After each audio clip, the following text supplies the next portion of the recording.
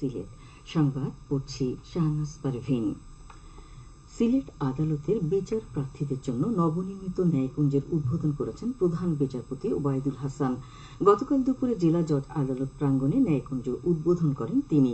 এ সময় প্রধান বিচারপতি বলেন, আদালতে আসা বিচার প্রার্থীদের সুবিধাজনক বসার স্থান হিসেবে ন্যায়কুঞ্জের উদ্বোধন করা হলেও আদালতে আসা সব মানুষ এটি ব্যবহার করতে পারবেন। সব মানুষের সমান অধিকার নিশ্চিত হলেই আইনের শাসন প্রতিষ্ঠা হয় বলেও এ সময় উল্লেখ করেন প্রধান বিচারপতি ওবায়দুল হাসান। তিনি বলেন, দেশের বিচার বিভাগের সব ক্ষেত্রে ওয়ান স্টপ সার্ভিস বাস্তবায়ন করা হবে। উচ্চ আদালতে এরই মধ্যে ওয়ান স্টপ সার্ভিস বাস্তবায়িত হয়েছে।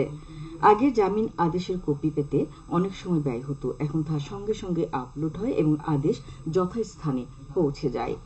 এদিকে প্রধান বিচারপতি ওবায়দুল হাসান ও attorney general AM Amin Uddin আগামীকাল মৌলভীবাজার জেলা শিল্পকলা একাডেমি হলরুমে নাগরিক সম্বর্ধনা অনুষ্ঠানে যোগদান করবেন।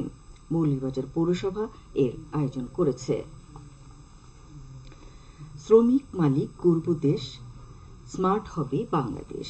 এই প্রতিপাদ্যকে সামনে রেখে সারা দেশের মতো সিলেটেও গতকাল পালিত হয়েছে মহান মে দিবস। এদিন বিশ্বের শ্রমজীবী মানুষের অধিকার আদায়ের দিন।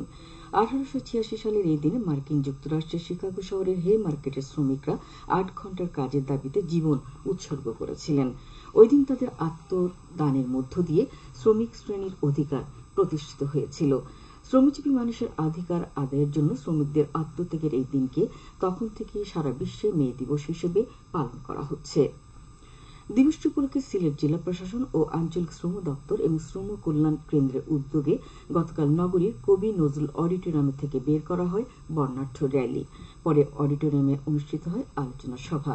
এতে প্রধান অতিথি ছিলেন সিটি মেয়র মোহাম্মদ আনুরুজ্জামান চৌধুরী।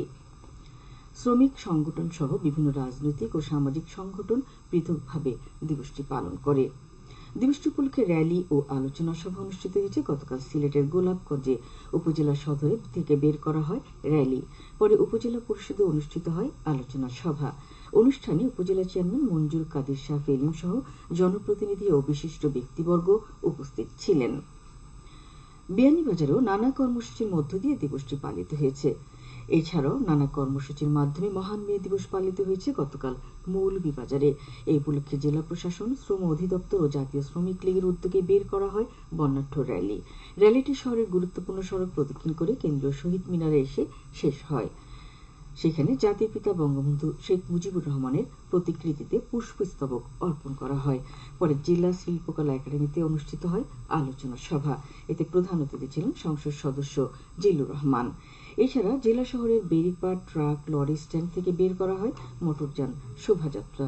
এতে শতাধিক ট্রাক লরি অংশ নেয়। বিভিন্ন রাজনৈতিক ও পেশাজীবী সংগঠন পৃথক কর্মসূচির মাধ্যমে দিবসটি পালন করে। জেলার কমলগঞ্জেও দিবসটি উদযাপন করা হয়েছে।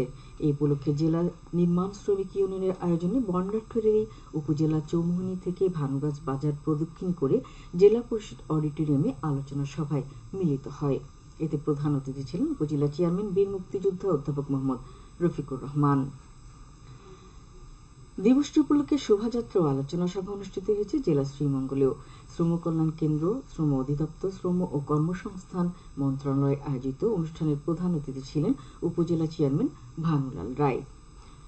উপজেলা আওয়ামী লীগের উদ্যোগে কালীঘাট ইউনিয়নের ফুলছড়া সার্বজনীন দুর্গা মন্দিরে দিবসটি উপলক্ষে শ্রমিক সমাবেশ অনুষ্ঠিত হয়। এই উপলক্ষে র্যালি ও আলোচনা সভা অনুষ্ঠিত হয়েছে গতকাল হবিগঞ্জে। জেলা প্রশাসকের কার্যালয়ে অনুষ্ঠিত হয় আলোচনা সভা। এতে প্রধান অতিথি ছিলেন সংসদ সদস্য অ্যাডভোকেট মোহাম্মদ আবু জাহির। এতে বিভিন্ন শ্রেণীর পেশার মানুষ সহ বিভিন্ন প্রতিষ্ঠানের মালিক ও শ্রমিকবৃন্দ উপস্থিত ছিলেন। জেলার চুনারুঘাটে বাংলাদেশ টি স্টাফ অ্যাসোসিয়েশনের উদ্যোগে দিবসটি পালন করা হয়েছে। এতে প্রধান অতিথি ছিলেন সংসদ সদস্য সৈয়দ সাইদুল হক সুমন। এছাড়া জেলার অন্যান্য উপজেলায় অনুরূপ কর্মসূচির মধ্য দিয়ে দিবসটি পালিত হয়। গতকাল ছিল সরকারি ছুটি। দিবসটি উপলক্ষে বাংলাদেশ বেতার, বাংলাদেশ টেলিভিশন ও বেসরকারি রেডিও টিভি চ্যানেলগুলো সম্প্রচার করে বিশেষ অনুষ্ঠানমালা। জাতীয় পত্রিকাসমূহ বিশেষ ক্রোড়পত্র প্রকাশ করে। খেলার খবর। ক্রিকেট। সিলেট আন্তর্জাতিক স্টেডিয়ামে বাংলাদেশ ভারত নারী ক্রিকেট দলের মধ্যকার 5 ম্যাচ টি-20 ক্রিকেট টুর্নামেন্টের তৃতীয় ম্যাচ আজ অনুষ্ঠিত হবে। ম্যাচটি শুরু হবে বিকেল 4টায়। 5 ম্যাচের সিরিজে 2-0 পিছিয়ে বাংলাদেশ নারী ক্রিকেট দল। ক্রিকেটের আরো খবর। সিলেট জেলা স্টেডিয়ামে দ্বিতীয় বিভাগ ক্রিকেট লিগে আজ stars United club young Victor ক্লাবের মোকাবেলা করবে। গতকাল হোয়াইট মোহন ক্লাব 9 উইকেটে শেখঘাট পাইওনিয়ার্স গ্রিন ক্লাবকে পরাজিত করে। প্রথমে ব্যাট করে শেখঘাট পাইওনিয়ার্স গ্রিন ক্লাব 17 ওভার 3 বলে সবকটি উইকেট হারিয়ে 59 রান করে।